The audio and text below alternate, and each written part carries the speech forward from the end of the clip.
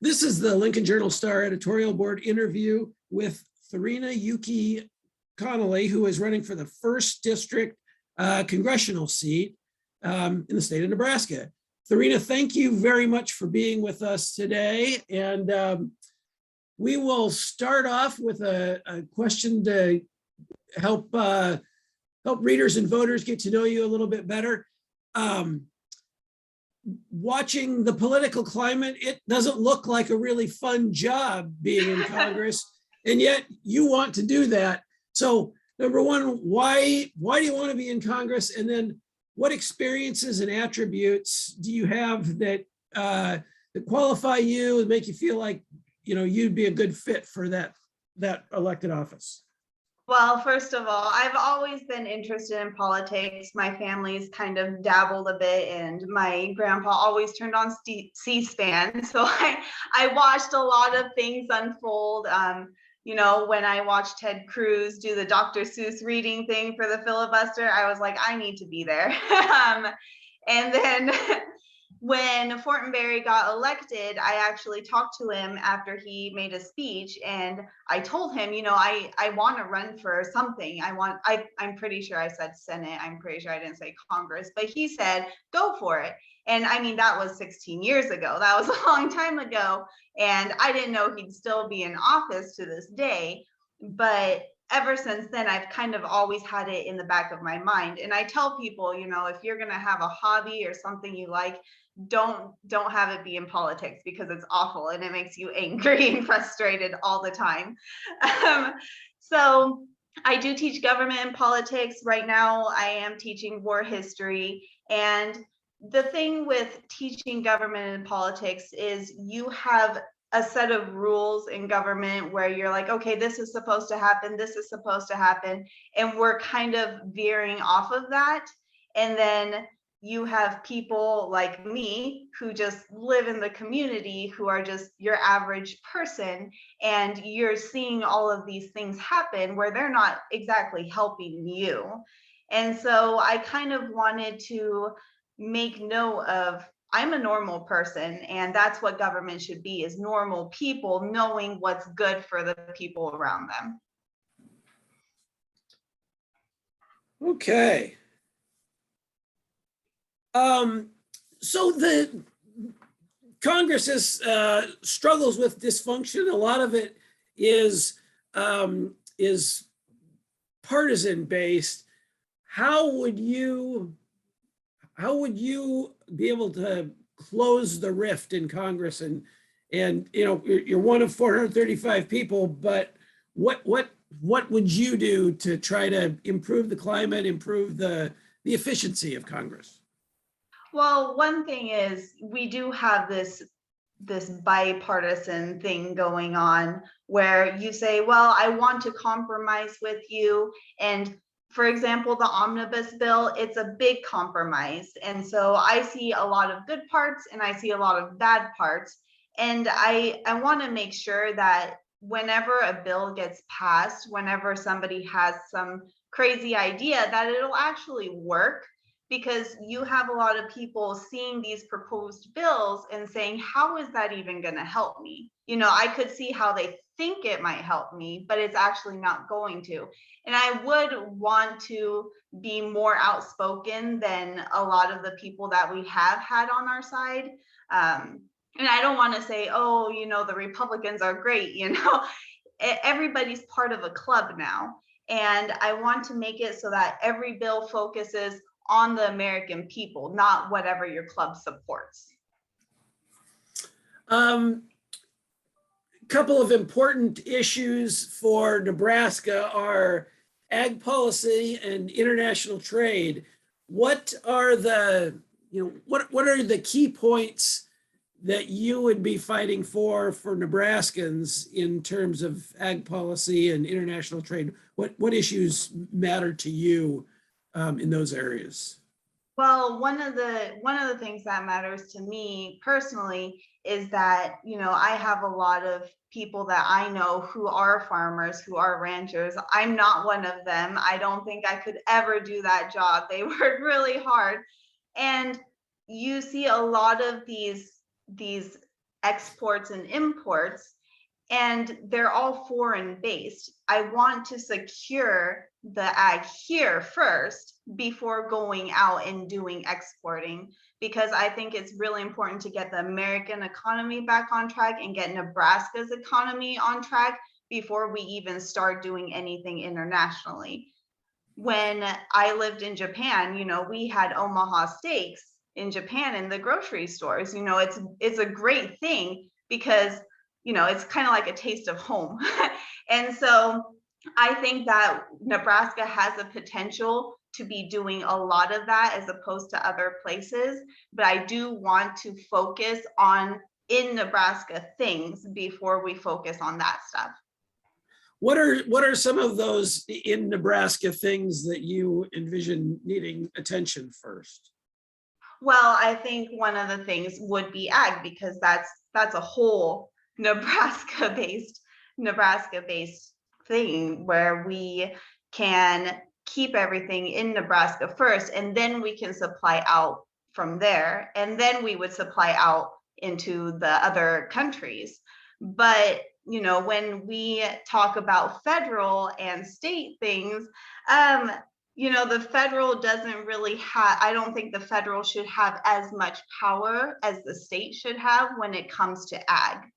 I think when I looked at the omnibus bill, which is really hard to read, it's a really long read and there's a lot of numbers.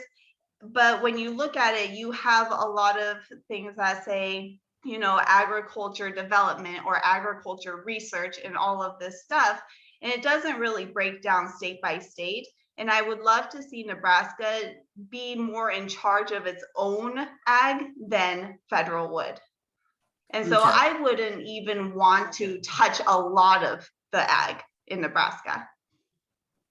One of the issues that certainly gets a lot of attention in the gubernatorial race, even though it's not really a state issue, is immigration. Immigration is generally a federal issue, and in Congress, you're operating on a federal level. What needs attention in immigration policy? What would your priorities be? Well, my mom is an immigrant herself. She had a green card for more than 20 years, and she just became a US citizen. She decided not to renew her green card and just to go for citizenship. And she did it the right way. She's an upstanding citizen. She's had a job her whole time being here in America.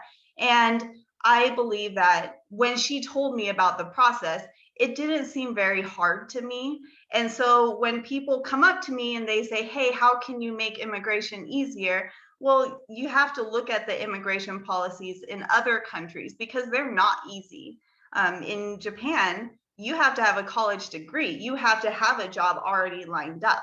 Here, you don't really have to have that. And so I would like to protect our borders. I think it's really important to vet everybody. I think it's very important to make sure everybody can be an upstanding citizen before they come here.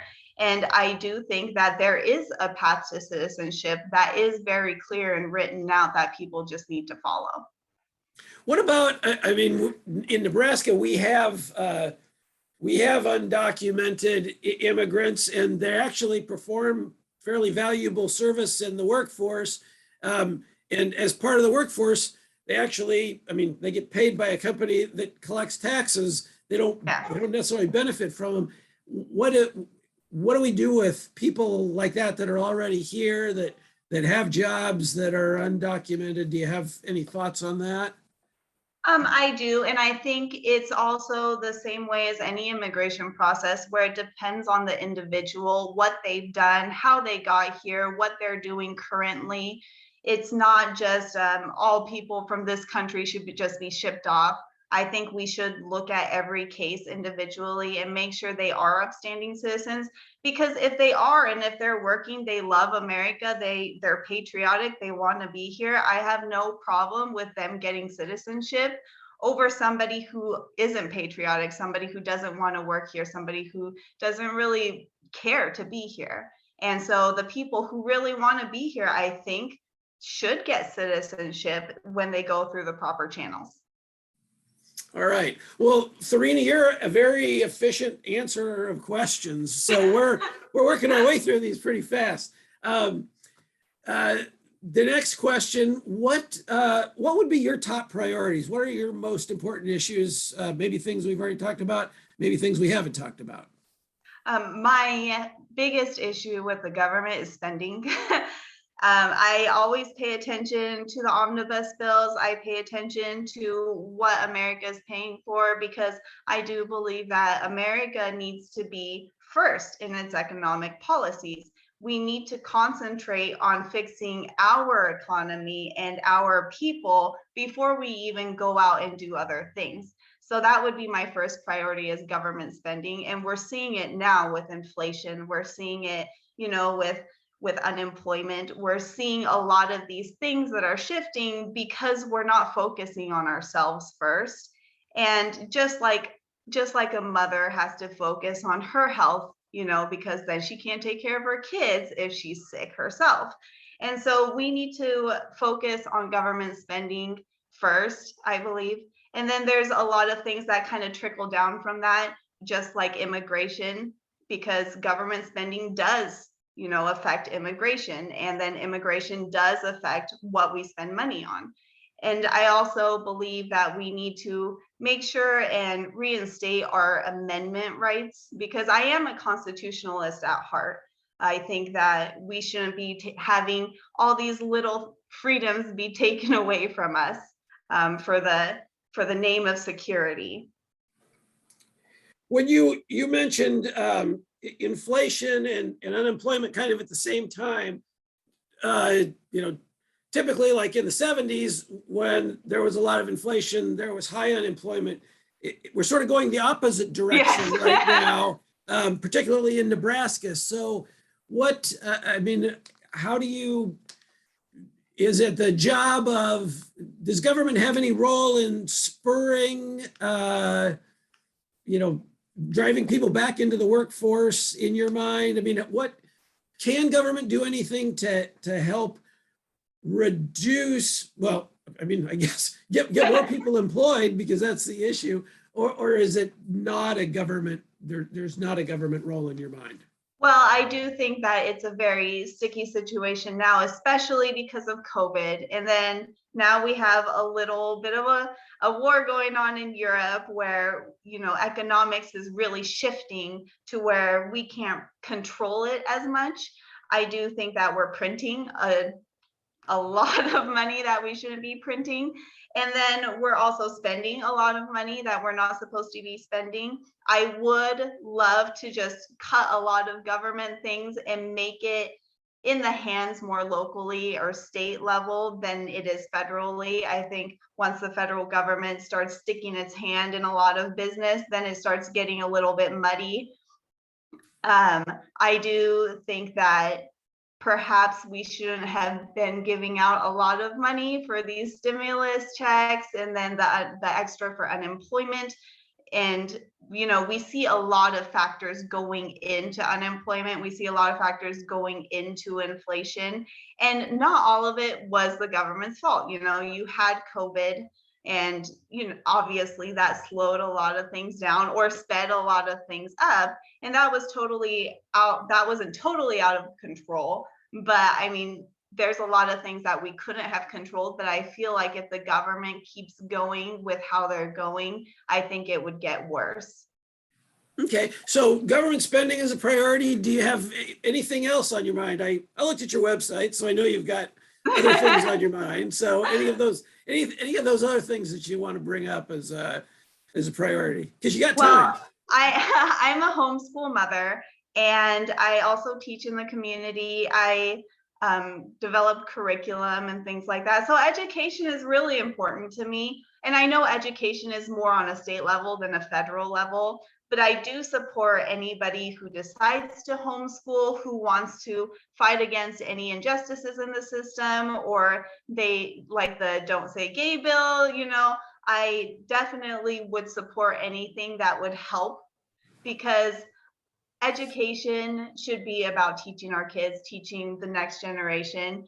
And we're slowly starting to see this indoctrination now with CRT and CSE and just anything that doesn't involve straight arithmetic or science from a textbook. So I definitely fight on that side. And I know that federally it's a lot harder to control things like that because it is state power. And that's one that really hits home for me is education. Okay. Anything else? Am I out of questions? No. I've got actually one person who's usually on these, and he wasn't able to be here today, always asks this. So I will ask you, Okay. if elected, what committees would you hope to serve on in the House? So I was looking at all the committees and it's really hard to pick because I want to be in almost maybe 3/4 of them.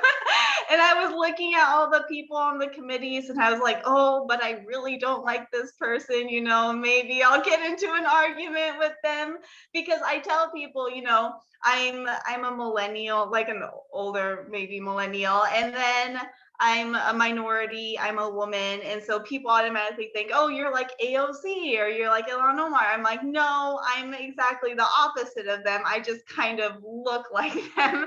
And so when I saw their pictures on the committees I wanted to be on, I'm like, I don't know, because I'm really outspoken. I'll say what I want to say, I'll speak my mind, and they probably won't like that. But I do love foreign policy just because I wasn't born here. I was born in Japan. My dad was in the military. My mom's Japanese. And to me, I feel like foreign policy is very important because, for example, when I was little, we had missile drills, and because we had North Korea trying to send missiles to us. And of course, they drop in the middle of the ocean. But that is a legitimate fear. And for like when Trump went over there and talked to the North Korean leader, it was really nice to see that in somebody higher up actually trying to do something about it. And so when it comes to foreign policy, I would really like to be on a committee like that. And then, of course, anything based on education or healthcare. And I lived on a base, and so anything with veterans. So the committees, I feel like I would try to take more than I probably could.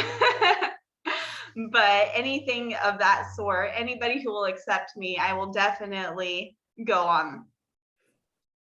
All right. Well, my last question for you is, what did I not ask you that you really would like to have been asked? Maybe.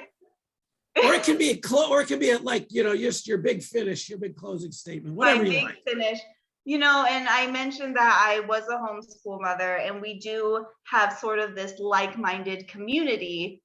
And so when it came to like masking our kids or vaccinating our kids, we're a hard no for that because we are very freedom-based. And I mean, I have 3 kids. And so we all had COVID. And when we had COVID, it was not as bad as the flu we got next.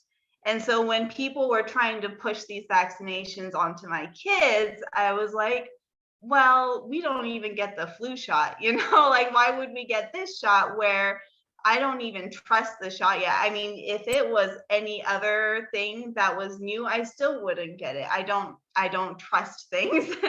And so I think that's kind of my faith in the government right now, is when they're trying to push these things where it says that you're free to do whatever you want, but you have to do this.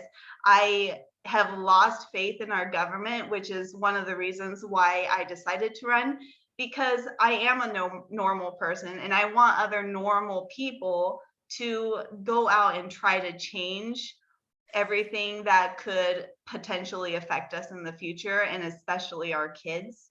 And that's one of the reasons why I'm not even taking donations. I didn't even sign up for the financial side of running because I said I wouldn't want somebody asking me all the time, can you donate to my campaign? Because you have a lot of people out there who can't even spend an extra $100. they have to budget every week. And so for me to say, hey, don't donate to me, I just want you to listen to my message and see if I'm a good pick for you to elect. That's what I would want in somebody who wants to be in office. All right. Well, I appreciate the time you spent chatting today. Anything else on your mind? No, I just want the government to stop spending money. Okay. All right. Well, you're probably not entirely alone in that. So, all right. Well, Thireena, thank you very much for your time here. I appreciate it, and we wish you well. All right. Thank you so much.